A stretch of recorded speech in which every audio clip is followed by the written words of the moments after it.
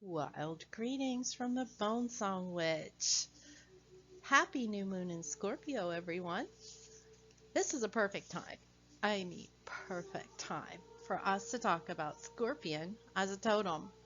Now, we're going to walk through a few facts about scorpions in nature, then talk a little bit about how we can apply these to those of us who have this totem, as well as messages for those of us who are just interested in tapping into the energy of the lunar cycle. Our background music today comes from Lorena McKennett. Are you ready? Well, then let's get started. Now, you may have heard a little bit of a pause, like silence, in between here. I'm using PowerPoint to record my video. So if anybody knows how I can get away with it not having that little space in between, I'm all ears, happy to learn. But let's go ahead and move on into scorpions in nature. Scorpions are arachnids, which makes them cousins to the spider, and they are characterized there by that stinging tail and those pincers at the front. Although they are most common and diverse in deserts, they live on all major continents with the exception of Greenland and Antarctica. They are found as far north as Canada, southern Germany, and Russia, and they were even accidentally introduced into England and New Zealand. As far as mating is concerned, if the male sticks around after coitus, he may find himself on the menu of the ravenous female, and females will mate many times over their lifespan. The cool thing is, though, that scorpion mothers are high on that scale of nurturing and attentiveness to their children. Unlike most non-mammalian animals, scorpions actually give birth to live young instead of laying eggs. So once those are fertilized, they'll retain in the female's body where the embryos are nurtured in utero for periods that vary from anywhere from several months to a year. As in all arthropods, growth is accompanied by molting. And for those of you who've never seen that happen, what happens is they get too big for the scales that are surrounding them, and they will actually vibrate. Those scales come off, and they have created a new shell. So this happens on average for scorpions about 5 times until they reach maturity. But there are no reports of moltings occurring after they've hit that mature cycle. Think about that, because those of you who are Scorpios, or you have Scorpio children, or you or your children have those totems, you may want to consider how many cycles they may go through in their maturing phases. It may be a little more than someone who doesn't have those totems or wasn't born under that sign. It's something to consider, so keep it in mind as we go through here. Several factors have come into play that actually have allowed scorpions to survive these thousands upon thousands of years. They're quite adaptable when it comes to ecology, behavior, physiology, and even life history. Some species can be super cooled below the freezing point for weeks, and then once they thaw out, they just return to normal levels of activity. Others can survive total immersion underwater for as long as 1 or 2 days. Desert scorpions can withstand temperatures of 117 degrees Fahrenheit, which is 47 degrees Celsius, and that's several degrees higher than the lethal temperatures for their cousin. Again, stop and think about, the survival of this species, the adaptability. These are all things that you should consider when you're a Scorpio or you have Scorpion as a totem. They're also opportunistic predators. They'll eat any small animal that they can capture. So their common prey is usually insects, spiders, other arachnids, including other scorpions. Other food may include roly-polies is what we call them. You all may call them pill bugs, snails, small vertebrates like lizards or snakes, or even rodents. Now, the only scorpion that actually has like sort of a, what do I want to call it, specialist, they only want to eat one thing, is the Australian spiral burrow or spider hunting scorpion. And that feeds on burrowing spiders only. Most scorpions are ambush predators, meaning that they will sit and wait to feel vibrations in the earth, and then when their prey comes in range, they strike. Now, in your mind, you may have thought that they use their tail, but they'll only sting larger prey, or they'll sting if they feel threatened. Otherwise, they tend to grab on, spit up some digestive juices, and then eat their food alive. Now, why am I giving you all these facts about scorpions? Well, as I alluded to a little while ago, I want you to realize that totem animals reflect the personality and medicines of their bearers. So if Scorpion is one of your totems, or you were born under the sign of Scorpio, it's a good idea to get to know your ally more fully. Scorpions are highly associated with that death and rebirth experience. Ancient Egyptians revered the scorpion spirit as a guardian and companion to souls traveling through to the next world. It is the totem of Selket, a goddess of healing stings and bites, and scorpion totem bearers, and as well as Scorpios themselves, are really great healers, doctors, nurses, even doulas, both birth and death, by the way, psychologists, counselors, and of course, witches. Adaptability is really one of their key traits. So do you know somebody who can just fit in anywhere? Take them to a party and they don't know anybody, but they're able to find that vibration of the room and just adapt. Whenever they move, whether it's to a new location or to a new job, they just immediately make new friends seemingly effortlessly. Now, I want to caution you, that doesn't make them an extrovert or an introvert. That has to do with how you process energy. So you can be an introvert and be really good with people. It's just that by the end of the day, you're wiped out, whereas an extrovert is extremely energized by being around others. So you may be an introverted Scorpio or an introverted Scorpion totem bearer and still are able to adapt easily in any situation. You can navigate the unknown well because you can adapt to any environment. So even if a Scorpio or Scorpion totem bearer is traumatized, they'll survive and thrive through situations that might destroy someone else. Scorpios and Scorpion totem bearers also tend to be night owls. They just feel more energetic and productive after the sun goes down. This doesn't necessarily fit in with a lot of professions and lifestyles, but they're able to make it all work. It's that adaptability that is key for everything for them.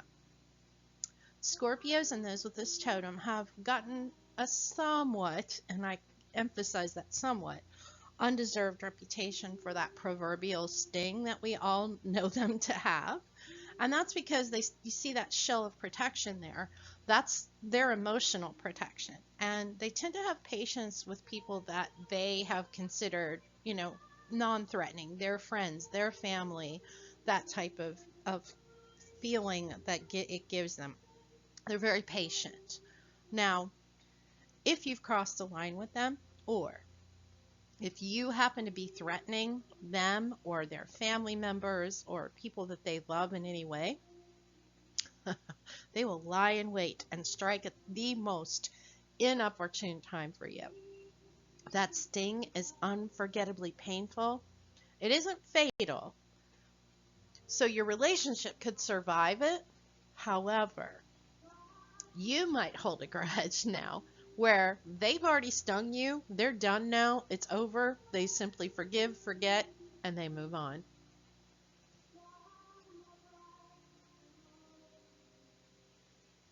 About Scorpion totem messages and dreams, and then we'll move into what we can do with all this knowledge that we have acquired in this, and how we can apply that to the new moon this evening.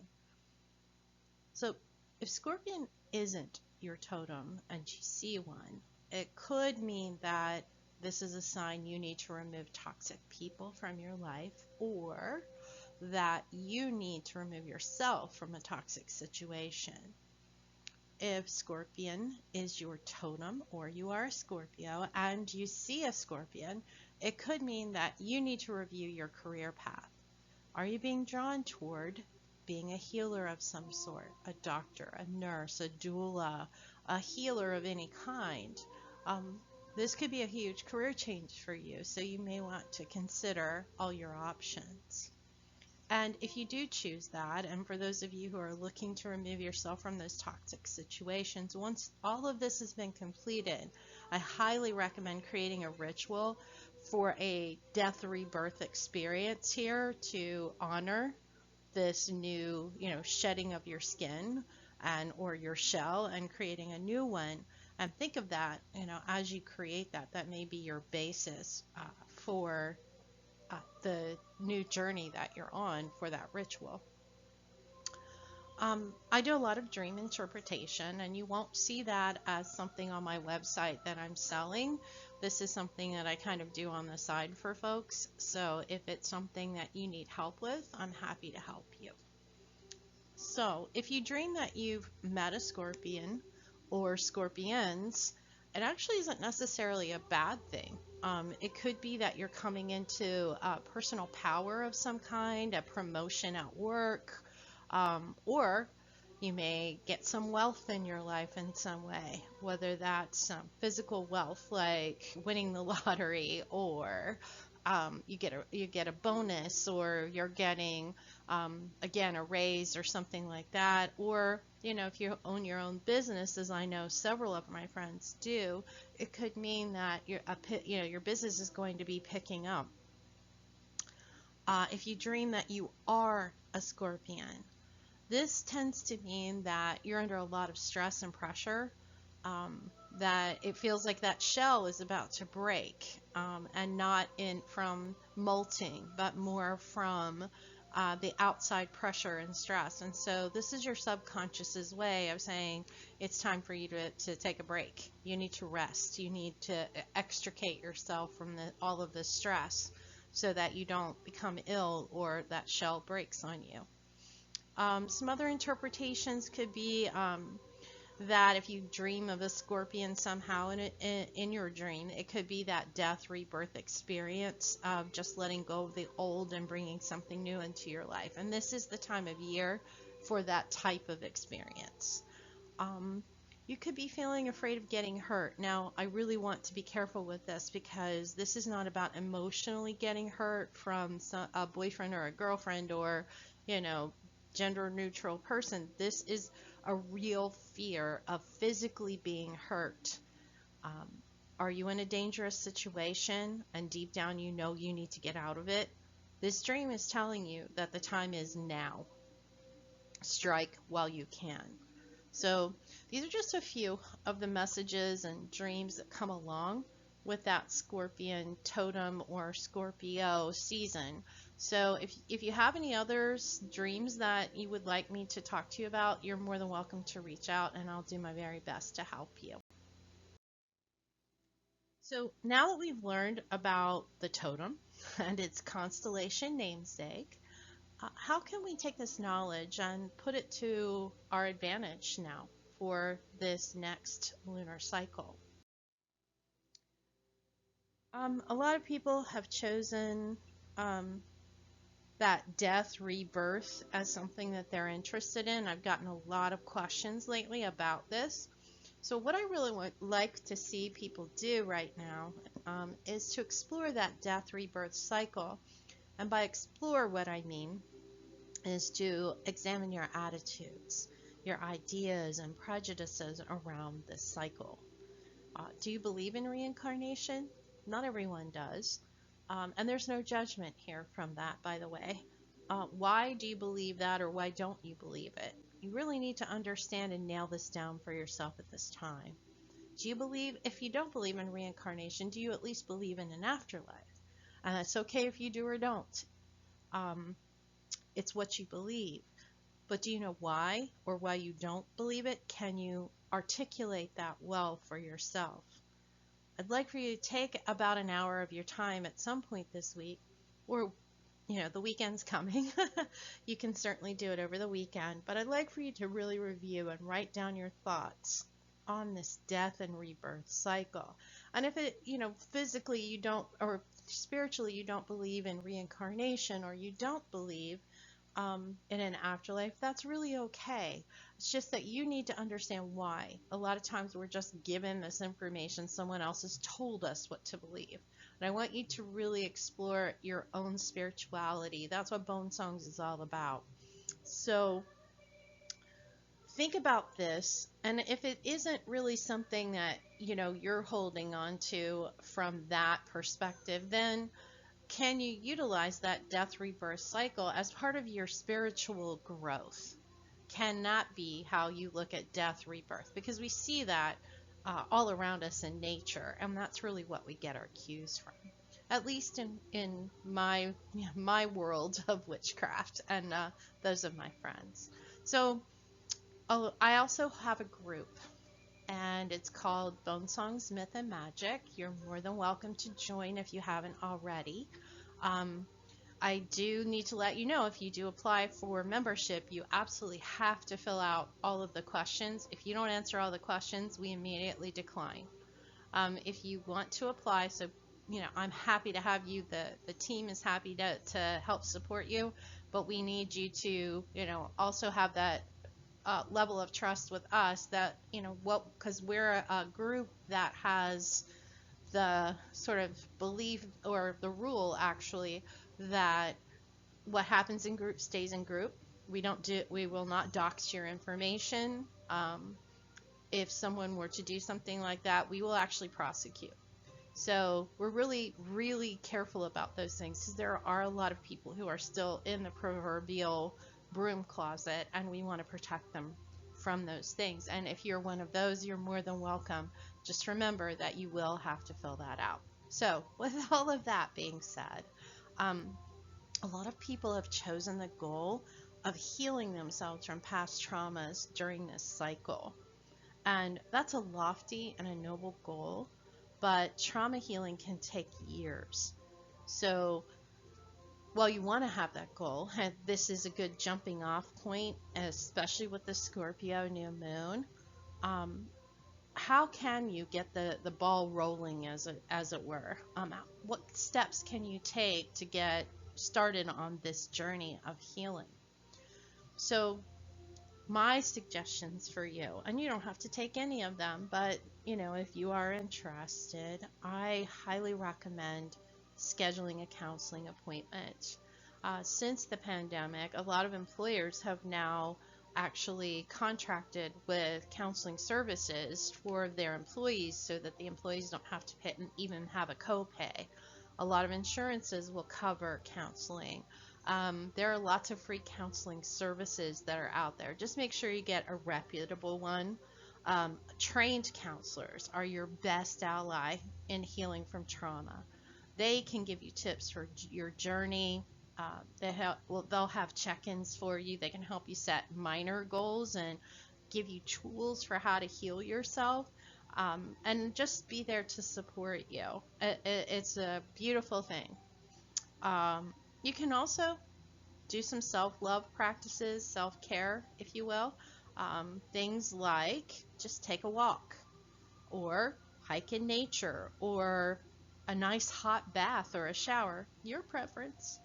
A massage or a spa day, just remembering that we are still in a pandemic, so make sure it's reputable. Hang out with somebody who understands you. Sometimes that's all we need to kind of give us a breather, give us a break, make us feel that we've been heard. You can also read books or success stories online from those who've been down a similar path as you. I want you to make this a digestible goal, so just choose one of these for this month and work on that one thing. I hope that helped. Now, let's talk a little bit about magic. So we are witches after all, and I want to help you. So what I'm going to do is I've created a spell for you, and I want you to feel free to be as creative with this as possible. Modify it to your liking, because this is your path. I'm all about letting you take off and run with this. So draw a scorpion or Scorpio symbol, and if you don't know what that astrological symbol is, if you look inside that little tail, you'll see something that looks like an M with a little tail itself.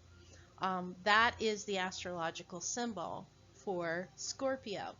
Now, you can do both if you want, but leave room. I would say put it on a blank piece of paper. The smallest piece of paper I would use would be, say, printer paper. But you could even do it if you're so artistically inclined, to do it on canvas if you want to paint it. I don't care. This is your choice, your medium. You might want to do it in clay. However you want to do this, whatever medium, art medium you want to use, that's fine. Think of it as a piece of art. I really want you to be creative with this. And then when you're finished, you can frame it or hang it on a wall or put it on your altar.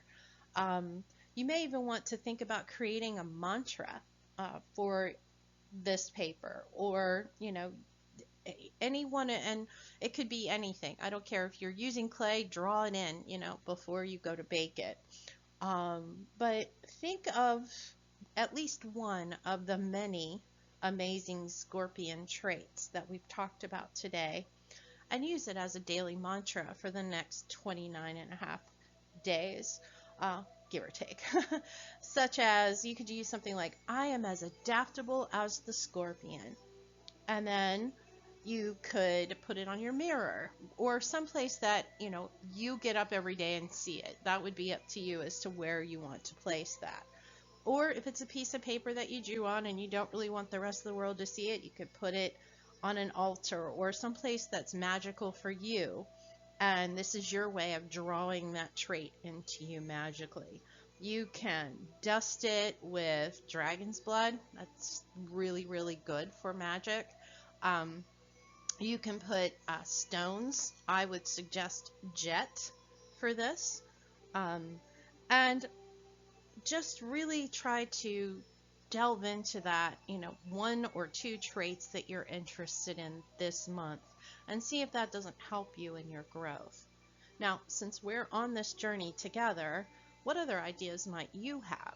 Put them in the comments and help somebody else along who maybe needs something other than what I've suggested. I am not the end-all be-all to knowledge. And here we are. That's it for this new moon. I really hope you've enjoyed this video. I did not edit because, frankly, I don't want to be somebody who's a professional videographer yet. Maybe something for the future. I'm open. But for now, I just really wanted to get the information out to you. I do plan to do these new moon totem videos each month. So feel free to subscribe and hit that bell for notifications if you'd like. I will put the links here that you see on this slide as in the comments so you can reach me, or you're welcome to join our community. Again, with the community, we do ask that if you're going to apply, there's just a few questions and you need to agree to the rules for membership. It's a free group. We don't ask money from you, and we do protect your privacy. Thank you again for taking the time to listen and learn. I welcome any constructive feedback that you may have, and we'll see you again soon. Thanks. Happy new moon.